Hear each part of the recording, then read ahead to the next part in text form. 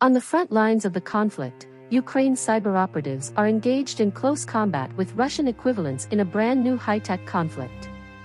According to Ilya Vidyak, chief of the Ukrainian Security Services, SBU, Cyber Division, we have people who are directly involved in combat.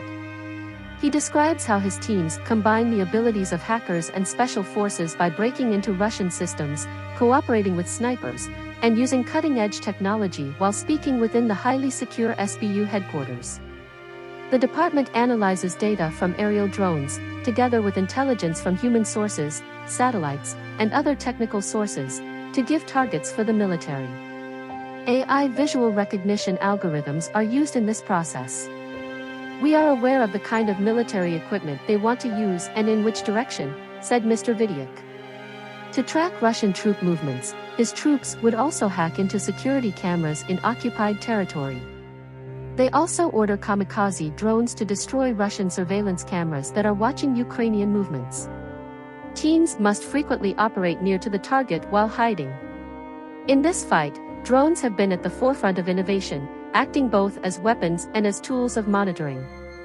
The SBU cyber team uses its own drones and engages in a cat-and-mouse game with Russian drones to disrupt them. In order to prevent users from just jamming drones and attempting to seize control by transmitting commands to make them land, it deploys sensors to detect drones. All of this frequently requires working in close proximity. The team members are then at risk as a result of this. You must safeguard them there.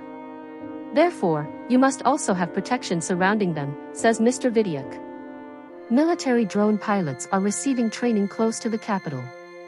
The most crucial lesson, according to Anton, who formerly worked as a high-end trip guide and learned to fly them, is not showing operators how to control drones, but rather how to keep themselves alive by evading detection. Small drones were flown up to 10 kilometers, 6 miles, from the front in the early phases of the conflict. However, Ukrainian operators now need to be much closer in order to defeat Russian signal jamming. While keeping an eye on a drone passing overhead, Anton remarks, the distance to the front line is getting shorter right now. The jamming has to be stronger than our connection. Mr. Vidyak claims that Russian intelligence agencies have also relocated a few of their cyber teams close to the front lines. This will allow for quicker military contact and immediate direct access to any captured Ukrainian equipment or adjacent communications.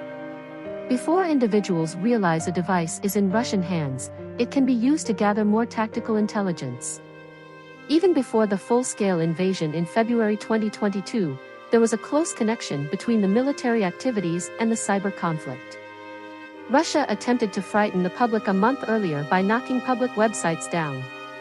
It was definitely a psychological operation, claims Mr. Vidyak. Although most of the systems were recovered by Ukraine, a new wave of cyber attacks started just hours before the invasion.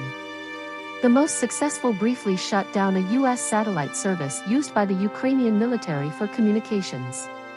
Controlling the information flow became more crucial when Russia's hopes for a rapid victory were disappointed and stories of atrocities appeared. This was demonstrated on March 1, 2022, when a cyber and missile attack coordinated to target a TV tower in Kyiv. Standing in front of the tower where the black scars from the missile hit are still visible, Yuri Shaikyhol, head of the state service that defends communications, explains, they were trying to deprive Ukrainians of access to truthful information.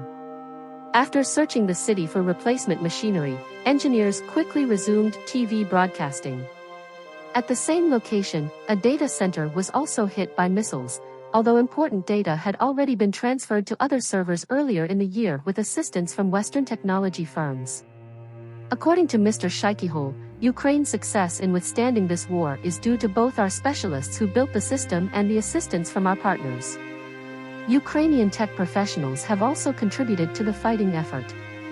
Young volunteers describe how they created Griselda, a system that gathers information from social media and other sources to deliver current situational intelligence, in a cramped Kyiv office.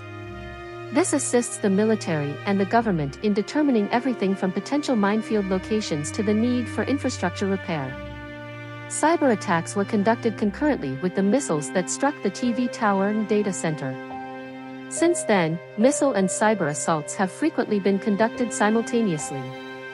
At the security service, Ilya Vidyuk's cyber team works to counter the elite hackers from Russia's spy services by getting his hackers to penetrate their computer systems and listen to their phone calls.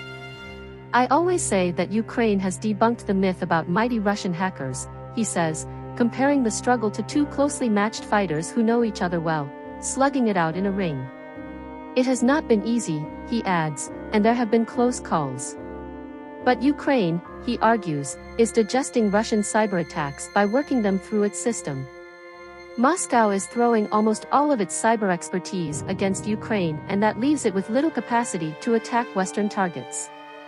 If Ukraine falls, Mr. Vidyuk warns, then those attacks will be directed elsewhere.